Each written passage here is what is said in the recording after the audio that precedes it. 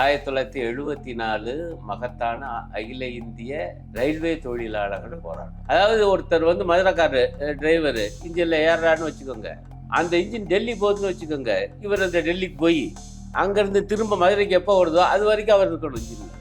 இந்த 8 மணி நேரம்லாம் அவங்களுக்கு இல்லை. மதுரையில் மறியல் போராட்டம், கருங்காலிகளை வச்சு இன்ஜினை ஓட்டுறாங்க, ரயிலை ஓட்டுறாங்க.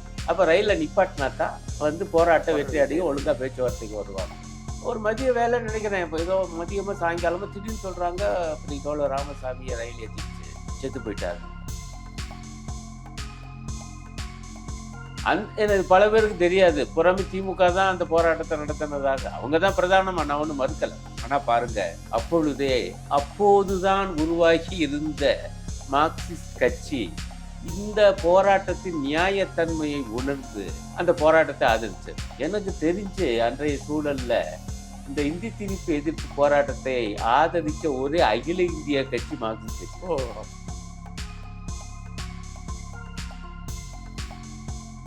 தீக்கதிர் நேயர்களுக்கு வணக்கம். தமிழக எழுத்துலகில் சமூக மாற்றத்திற்கான இடதுசாரி அரசியலை முன்னெடுத்து தனித்த முத்திரையை பதித்துள்ள எழுத்தாளர் அருணன் சமூக அரசியல், வரலாறு, இலக்கியம், தத்துவம் என பல்வேறு துறைகளில் தனது ஆழமான ஆய்வுகளால் கவனத்தை ஈர்த்தவர். தனது படைப்புகள் மூலம் வரலாற்றை மறு ஆய்வு செய்து உண்மையின் ஒளிக்கீற்றுகளாக இன்றும் அவரது எழுத்துக்கள் நிலைத்து நிற்கிறது. அப்படிப்பட்ட எழுத்துக்கு சொந்தக்காரரும் மதுரையின் மண்ணின் மைந்தருமான தோழர் அருணன் அவர்களை இன்று நாம் சந்திக்கவிருக்கிறோம். வணக்கம் தோழர். வணக்கம் தோழர். நல்லா இருக்கீங்களா? நல்லா இருக்கு. உங்களோட எழுத்து பணிகளாக எப்படி போயிட்டு இருக்கு? நல்லபடியா போயிட்டு இருக்கு. மதுரையில மார்க்சிஸ்ட் கம்யூனிஸ்ட் கட்சியின் அகில இந்திய 24வது மாநாடு இங்க நடைபெற இருக்கு. அதுக்கான ஏற்பாடுகள்லாம் தீவிரமா போயிட்டு இருக்கு. தமிழகத்துல ஒரு முக்கியமான எழுத்தாளருங்கிற முறையிலையும் இந்த இடதுசாரி தத்துவியலை ஜனங்களுக்கு கொண்டு போறங்கிற அடிப்படையிலையும் நீங்க இந்த இயக்கத்துக்குள்ள எப்படி வந்தீங்க? இந்த இயக்கம் எப்படி உங்களுக்கு பரிச்சயமானது அப்படிங்கிறது? மதுரை தான் நான் பிறந்து வளர்ந்து வாழ்ந்த, இப்போவும் வாழ்ந்து கொண்டிருக்கக்கூடிய ஊர். இந்த மதுரை தான் என்னை ஒரு மார்க்சியவாதியாகவும் ஆக்கியது. ஆகவே நான் மதுரைக்கு ரொம்ப நன்றி கடன் பட்டிருக்கேன். கதிரேசன் என்கிற என்னை பெற்றெடுத்தது என்னுடைய பெற்றோர். ஆனால் அருணன் என்கிற மார்க்சியவாதியை பெற்றெடுத்தது இந்த மதுரையுடைய மார்க்சிய இயக்கம். அதிலும் குறிப்பாக தோழர் கே முத்தையா. நேரடியாக பேசுகிறதா இருந்தால் எனக்கும் என்னுடைய பொது வாழ்வுக்கும் இடையிலான தொடர்பு எப்படி ஆரம்பித்ததுன்னா 1965. நான் இப்போ 10ஆவதோ 9ஆவது வகுப்போ படிச்சுக்கிட்டு இருக்கேன். அப்போ பார்த்தா பள்ளியில் பூரா இந்தி திணிப்பு எதிர்ப்பு போராட்டம். யாரும் வகுப்புக்குள்ளே போல, எல்லாம் வெளியே வந்து நிற்கிறோம், பெருங்கூட்டம். எங்களுடைய பள்ளிக்கூடம் வந்து ஒரு சந்தில் ஒரு கடைசியில் இருக்கும். அந்த சந்தினுடைய ஆரம்ப முனையில் போலீஸ் பட்டாளம் நிற்குது. நாங்கள் என்னமோ பெரிய வீரர்கள் மாதிரி எங்களை. நான் உண்மையிலே அதில் நேரடியெல்லாம் பங்கு பெறலை. அந்த அளவுக்குலாம் நமக்கு ஒன்றும் அது அரசியல் அறிவெல்லாம் அப்போ இல்லை. ஆனால் ஏதோ ஒரு பெரிய போராட்டம், நல்ல போராட்டம், அந்த மாதிரி எண்ணம் இருந்து நானும் அதில் இருக்கேன். வீட்டுக்கெல்லாம் போகாமல் அது ஒன்று தான் நான் செஞ்சது. போலீஸ் அங்கேருந்து விரட்டுது. நாங்கள் இங்கேனே நிற்கிறோம். பள்ளிக்கூடம் தான் எங்களுக்கு பாதுகாப்பு வரோம். இது வந்து எனக்கு முதலாக ஒரு பொது வாழ்வோடு நேரடியான தொடர்பு. எங்கள் குடும்பம் என்பது ரொம்ப ஒரு சாதாரணமான குடும்பம். எங்கள் அப்பா வந்து ஒரு சிறு வாழைப்பழ கடைக்காரர். அதை வச்சு பிள்ளைகள்லாம் படிக்க வச்சு, இயல்பாகவே அன்றைய சூழல் என்னுடைய அண்ணன்மார்கள் எல்லாம் பொதுவாக பெரிய அரசியல் ஈடுபாடு இல்லை, ஆனால் பொதுவாக திமுக அனுதாபிகள். நான் படித்த ஒரு அரசியல் பத்திரிகைங்கிறது அண்ணாவுடைய காஞ்சி பத்திரிகை. எங்கள் அண்ணனில் ஒருத்தர் வாங்குவார். அப்போ தான் எதேச்சியாக அதை படித்து பார்த்தா அது அரசியல்லாம் வருது. அப்போ தான் இந்த இந்தி திணிப்பு எதிர்ப்பு போராட்டத்தை பற்றி அதில் படிக்கிறேன். இன்னைக்கு நிலைமை மாதிரி அன்னைக்கு இருந்தது. அதுக்காக அப்படி ஆரம்பிக்கிறேன் என் வாழ்க்கையில். அது ஒரு வினோதம். பார்த்தா உண்மையிலேயே நேரடியாகவும் எங்கள் பள்ளியிலேயே எல்லாரும் சேர்ந்து வர்றாங்க. நானும் போய் நிற்கிறேன். போலீஸ் அங்கேருந்து மிரட்டிக்கிட்டு இருக்குது. இன்னும் எனக்கு அந்த மனசுக்குள்ள அந்த காட்சி இருக்குது. இதில் கொஞ்ச காலத்தில் எனக்கு தெரிஞ்ச ஒரு விஷயம் வந்து என்னன்னா, இந்த போராட்டத்தை திராவிட முன்னேற்றக் கழகம் ஆதரிச்சது. அநேகமாக அவங்க தான் நடத்துனாங்கன்னு வச்சுக்கோங்க. ஆனால் மாணவர்னு தான் அது முன்மொழியப்பட்டது. சித்தாந்த ரீதியாகவும் ஸ்தாபன ரீதியாகவும் அதோடைய பின்பலமாக இருந்தது திமுக தான். அதில் ஒன்றும் ஒளிமுறை கிடையாது. அத்தோடு சேர்த்து இன்னொரு கட்சியும் இந்த போராட்டத்தை ஆதரித்தது என்பதை கொஞ்ச நாளில் தெரிஞ்சுக்கிட்டேன். அதுதான் மார்க்சிஸ்ட் கம்யூனிஸ்ட் கட்சி. ஆச்சரியமான விஷயம், அந்த கட்சி உதயமானதே ஒரு வருஷத்துக்கு முன்னாடி தான். 1964 65ல் போராட்டம். எனக்கு பல பேருக்கு தெரியாது. புறமே திமுக தான் அந்த போராட்டத்தை நடத்தினதாக. அவங்க தான் பிரதானமாக, நான் ஒன்றும் மறுக்கலை. ஆனால் பாருங்க,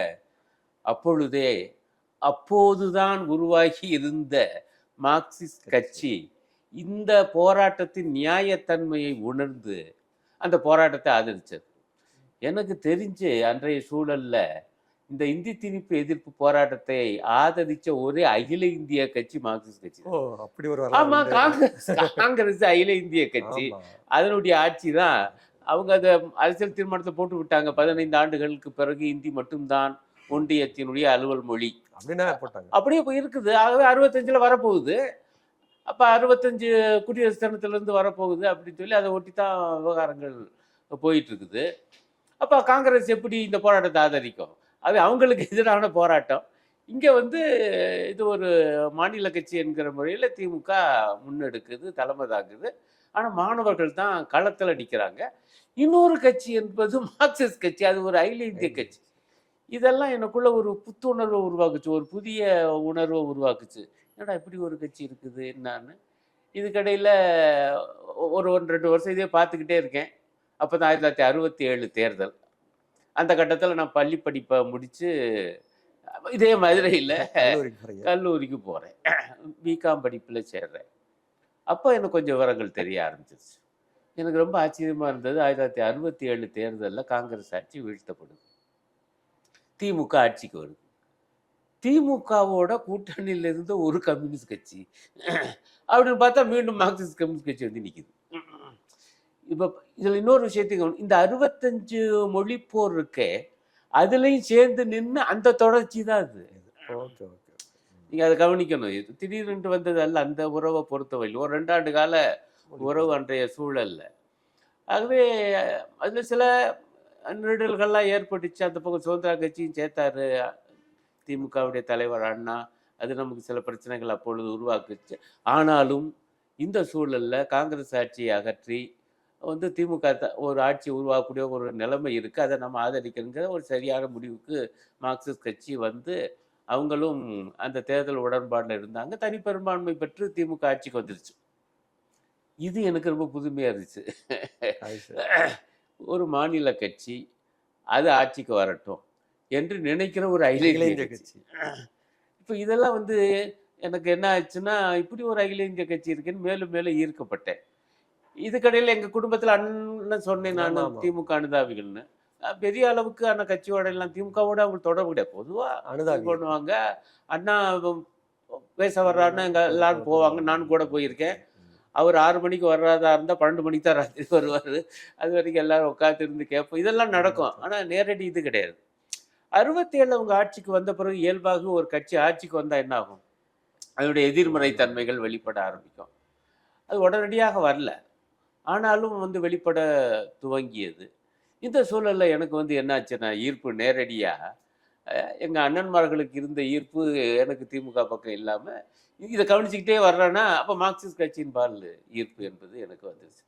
எங்கள் அண்ணன்மார்களுக்குலாம் ஒரே ஆச்சரியம். இன்னும் அது திடீர்னு நீ வந்து கம்யூனிஸ்ட் ஆகிற, அவங்க மொழியில் சொன்னேன், ஏன்டா என்னடா திடீர்னு கம்யூனிஸ்ட் கட்சிக்கு போயிட்ட அப்படின்னு. இல்லைண்ணே, இது எனக்கு என்னமோ கொஞ்சம் வித்தியாசமாக தெரியுது, நல்லா தெரியுதுன்னு. இன்னும் வரல, ஆனால் நான் பேசுகிற துணியை வச்சு அவங்க கண்டுபிடிச்சிட்டாங்க. இந்த மாதிரி சூழலில் 1970 மதுரையில் பிகாம முடிக்கிறேன். இப்போவே ஓரளவு விஷயங்கள் புதிச்சிருச்சு. அப்போ 70லேருந்து 72 2 ஆண்டுகள் எம்காம் படிக்கிறதுக்காக சிதம்பரம் போகிறேன். சிதம்பரம் அண்ணாமலை பல்கலைக்கழகம். ஏன்னா அந்த காலத்தில் அங்கே தான் எம்காம் படிப்பு இருந்துச்சு. அப்போ அது ஒரு அரிய படிப்பு. அதனால அங்கே போய் சேர்ந்து எல்லாரும் சொன்னாங்க, அதை படித்த உடனே வேலை கிடைக்கும். எல்லாம் வேலையை மனசில் வச்சு தான் பாவம். அதில் ஒன்றும் தப்பு இல்லை அன்றைய சூழலில். எனக்கு ஒரு சாதாரண குடும்பத்தில் நான் தான் எங்களுடைய இதுலேயே சொல்ல போனாங்க பரம்பரையிலேயே பிஜி முடிச்சாள். ஓ, முதல் முதுநிலை ஆமா. பட்டதாரி. சொந்தக்காரர் ஒருத்தர் பிஏ வரைக்கும் முடிச்சிருந்தாரு, ஓ. எங்க மாமன் மகன்.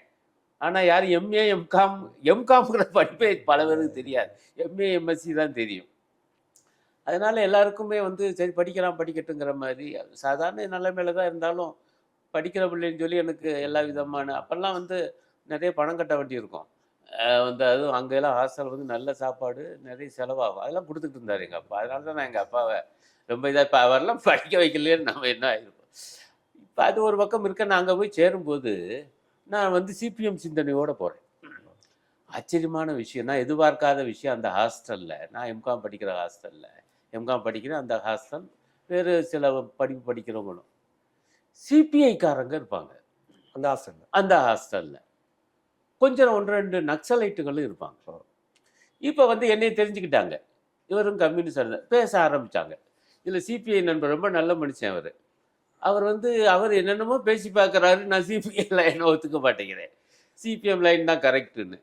அவர் ஒரு கட்டத்தில் இது என்ன இந்த மதுரைக்காரங்க பூரா மதுரையிலேருந்து வர்றவன் பூரா மார்க்சிஸ்டாக இருக்கீங்க. என் வாழ்க்கையில் மறக்க முடியாத வாக்கியம் அது. மதுரையிலேருந்து வர்றவன் மார்க்சிஸ்ட். இப்போ இந்த வாழ்க்கை இன்னைக்கு வரைக்கும் மதுரையில் மாநாடுன்னா பாருங்களேன் எப்படி வந்து நிற்குதுன்னு.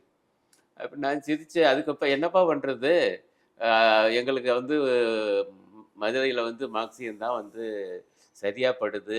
அதுவே எங்களுக்கு அது ஒரு பெரிய ஈர்ப்பாக இருக்குது, கவர்ச்சியாக இருக்குது.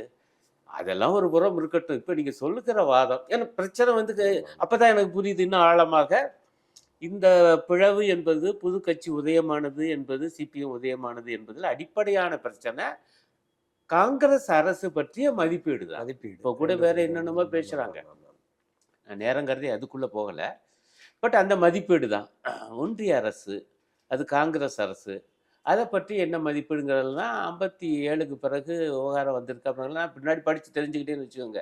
பட் இந்த சிபிஐ நண்பர் கெடுதல நன்மைங்கிற மாதிரி அவர் பேச பேச எனக்கு என்ன ஆகி போச்சுன்னா மேலும் மேலும் சிபிஎம் மீது பற்றாய் அதிகமாயிருச்சு. ஏன்னா அவர் வந்து காங்கிரஸ் அரசாங்கத்தை நியாயப்படுத்தி பேசுறாரு சகலத்தையும். நான் எங்கிருந்து வந்திருக்கேன், எங்க அண்ணன்மார்கள் திமுக, நான் என்ன பார்க்குறேன் காங்கிரஸை வீழ்த்தி திமுக வந்திருக்கு 67. ஆனால் அவங்களுடைய எதிர்மறை குணங்கள் வெளிப்படுறதாக தெரியுது எனக்கு. இதுக்கிடையில் ஆனால் காங்கிரஸ் தான் உச்சியில் உட்காந்துருக்கு. அவங்க அரசை வந்து நல்ல அரசு என்று சிபிஐ கட்சி சொல்லுது. இங்கே ஒருத்தர் வந்து கடுமையாக ஆதரித்து வாதம் பண்ணுறாருன்னா அப்போ சிபிஎம் நிலைதாயா கரெக்டுன்னு அப்படி வந்து ஆனேன். இதுக்கடையில் என்னையை பற்றி நக்சலைட்டுகளும் தெரிஞ்சு போச்சு. அந்த அது பாருங்க வினோதம், அங்கே வந்து பிஇ படிப்பு இன்ஜினியரிங் படிப்பு உண்டு அவங்க சிதம்பரத்துலையே. ஆமாம், சிதம்பரத்தில் அண்ணாமலை பல்கலைக்கழகத்தில். அது ஒரு பெரிய பல்கலைக்கழகம், ரொம்ப அருமையான இடம். அந்த படிப்பு படிக்கிறதுல சில பேர் வந்து நக்சலைட்டுகள் அப்பயே. ஆமாம், நல்லா அவருக்கு அதில் ஒருத்தர் பேர் சாக்ரட்டிஸ்ன்னு நினைக்கிறேன். அவர் ஒரு நாள் வந்து விடிய விடிய என் கூட நக்சல் லைன் தான் ரொம்ப நல்ல லைன். ஏன்னா 69ல் சிபிஎம்ல இருந்து வந்துருச்சு கட்சி வந்து அந்த லைனையும் நிராகரிக்குது, சிபிஐயும் நிராகரிக்குது, நக்சல் லைனும் நிராகரிக்குது. இவர் கிட்டந்து பேச பேச எனக்கு மேலும் மேலும் சிபிஎம் மீது பற்றாய் போச்சு. ஏன்னா அவ்வளோ அதிதீவிரவாதி. நான் யோசிக்கிறேன், மக்கள்லாம் எங்கேயோ இருக்காங்க, அவங்க ஒரு பக்கம் திமுக பக்கம் இருக்காங்க, இன்னொரு பக்கம் வந்து காங்கிரஸ், அப்புறம் வந்து காங்கிரஸ் பரவாயில்லன்னு சொல்லக்கூடிய சிபிஐ இருக்குது. இதுதான் பொதுவான மக்கள் நிலைமையா இருக்குது. இவங்க பயங்கரமாக அதிதீவிரமாக பேசுகிறாங்க, என்னென்னமோ பேசுகிறாங்க, மாவோ லைன் தான் கரெக்டாக அப்படின்னு சொல்லி அப்போல்லாம் அந்த லைன் வந்துருச்சுல அப்படின்னு பேச பேச இது எதுவுமே சரியில்லை, தீர்க்கமான முடிவு. ஆமா, இந்த வினோதம் இவங்களால தான் நான் வந்து மார்க்சிஸ்ட் கட்சியின் மீது மேலும் மேலும் உறுதிப்பாடான நிலையை நான் எடுத்தேன். ஆனா அந்த நேரத்துல அப்படி ஒரு கருத்தியல் ரீதியான ஒரு விவாதங்கள் நடக்கும். அப்பவே அங்க எஸ்எஃப்ஐ இருந்துச்சு, எனக்கு தொடர்பு இருந்துச்சு. பட் நான் ஒன்றும் தீவிரமா இருந்தேன்லாம் சொல்ல மாட்டேன். பட் இதெல்லாம் வாதம் பண்ணிக்கிட்டே இருக்கேன்.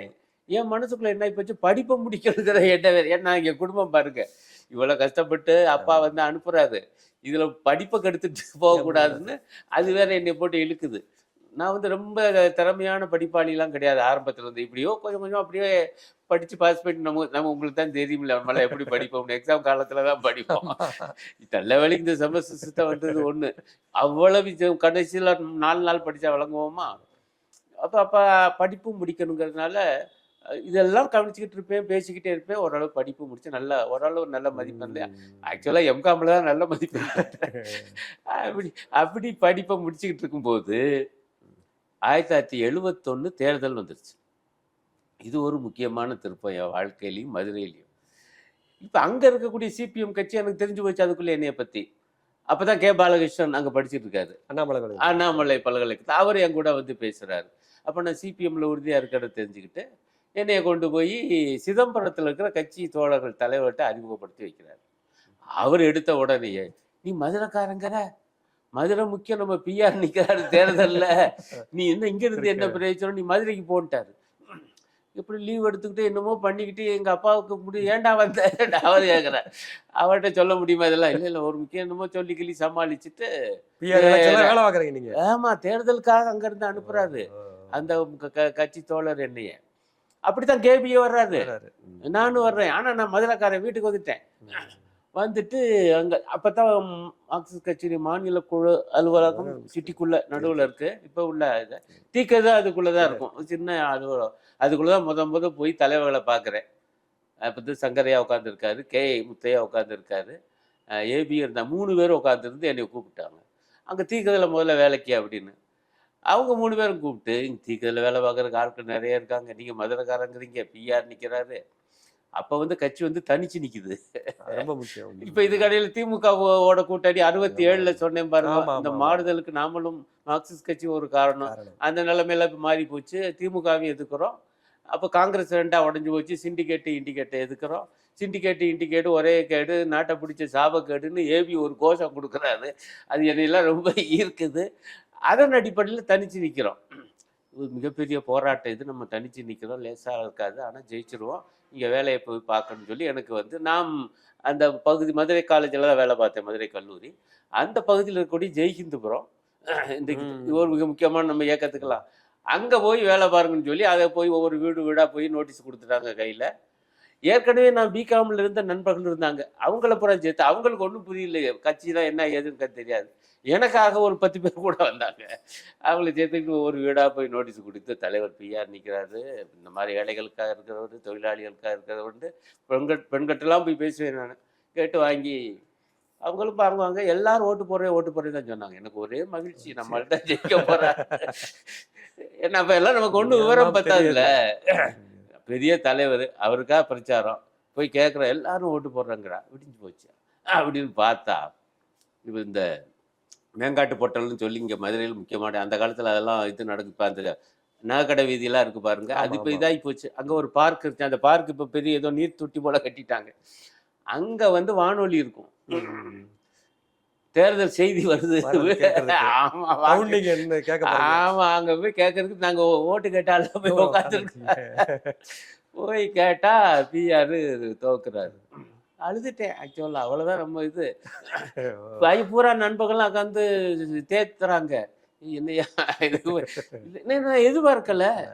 அப்பதான் வாழ்க்கை என்பது, அரசியல் வாழ்வு யதார்த்தம் வேற, நமக்கு பொதுவாக இருக்கக்கூடிய எதிர்பார்ப்பு ஆசை வேற.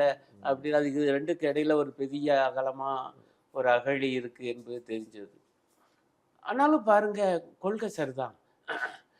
இது வந்து நம்ம முட்டாப்பையில ஓட்டு போடல அப்படிங்கிற மாதிரி எண்ணம் தான் நமக்கு வந்துச்சு. இதுல வந்து இன்னொரு திருப்பம் என்னன்னா, அப்பவே நான் ஒரு உறுதியா இருந்தேன். அது மேலும் உறுதியானதுக்கு ஒரு காரணம், 1972ல இதே மதுரையில மார்க்சிஸ்ட் கட்சியுடைய அகில இந்திய மாநாடு நடக்கும். முதல் மாநாடு, 2வது மாநாடு 52ல ஒரு மாநாடு. அதை பத்தி எனக்கு ஒன்றும் தெரியாது. பிறகு இந்திய கம்யூனிஸ்ட் இயக்க வரலாறு புக் எழுதுறதுக்காக அதெல்லாம் படிச்சு எழுதினேன். 72ல மாநாடு. எனக்கு வந்து நம்ம மாநாடு நடக்குது. அப்போ மாநாடுகள் உள்ளுக்கெல்லாம் போக முடியாது, டெலிகேட்டாக இருந்தது. பொதுக்கூட்டம் நடந்துச்சு, தமுக மைதானம் தான். இப்போ அந்த 1972 மார்க்சிஸ்ட் கட்சியினுடைய அகில இந்திய மாநாடு மதுரையில் நடக்குது. அதை ஒட்டி நடக்கிற பொதுக்கூட்டத்துக்கு போகிறேன். அதே செட்டோட நாங்கள் எல்லாரும் உட்காந்து போய் எலெக்ஷன் வேலை பார்த்தோம், எல்லாரும் போய் உட்காந்து. அப்போ வந்து பெரிய ஆடம்பரமான மேடையெல்லாம் இல்லை, இந்த கேலரி இருக்கும், அங்கே நிறைய விளையாட்டு போட்டி நடக்கும் அந்த தமுக மைதான கிரவுண்டில். அந்த கேலரியில் அவங்க வாட்டும் உட்காந்துருக்காங்க. அவங்க வாட்டும் வந்து பேசுகிறாங்க. பார்த்தா பிஆர் பேசுகிறாரு.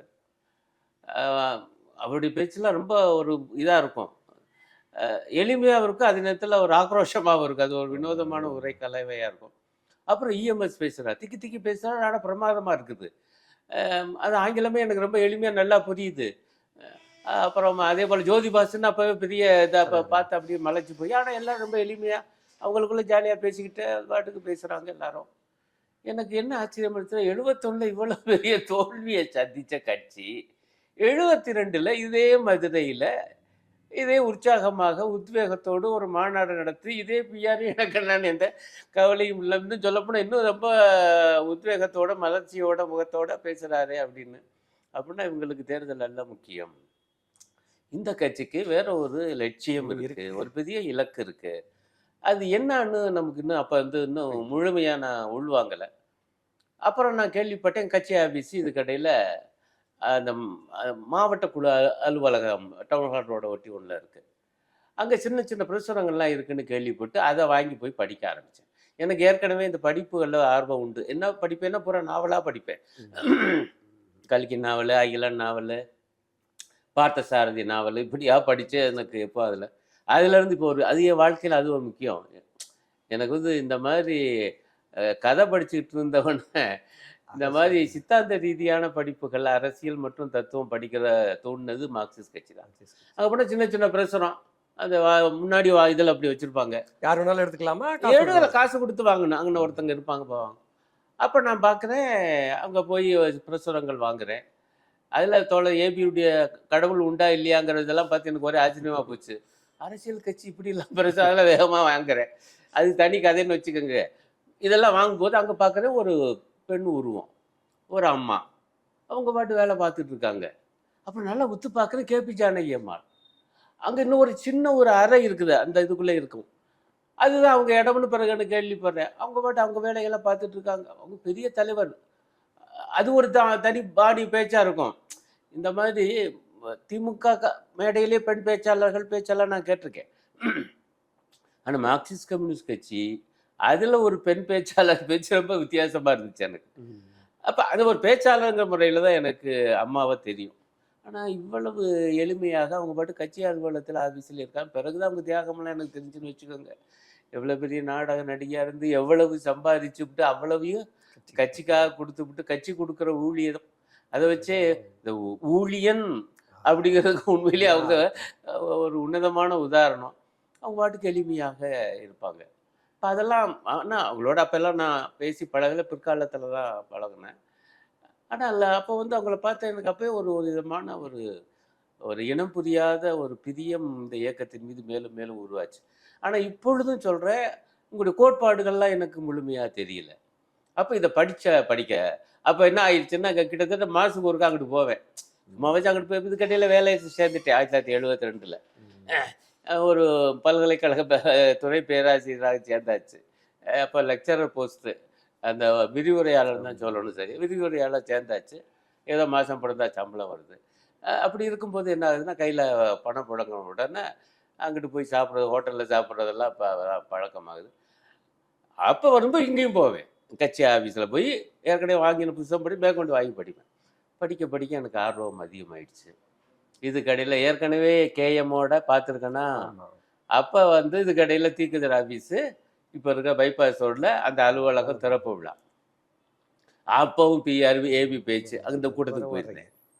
இப்போ கட்டடம்லாம் கட்டி பிறகு கொஞ்சம் கொஞ்சமாக இப்படி ஒருத்தர் வந்திருக்காங்க என்னென்னு அவங்களும் பழக. அப்புறம் கேஎம் போய் பார்க்குறேன், செம்மலர் அலுவலகம், செம்மலருடன் தொடர்பு. அப்போ நான் ஏற்கனவே கதைகள் படிச்சிருந்தேன்னா இந்த கதைகளை புரிந்து கொள்வது எப்படி என்று அவங்க சொல்லி கொடுக்குறாங்க. அப்போ இதெல்லாம் வந்து எனக்குள்ள ஒரு பெரிய மாற்றம். அப்போ மார்க்சியம் என்பது ஒரு மனிதனை எந்த அளவுக்கு கொள்கை ரீதியாக பக்குவப்படுத்துது. இது நான் இப்போ கொள்கை ரீதியாக பக்குவப்படுத்ததான் நேரம் கருதி சொல்கிறேன்.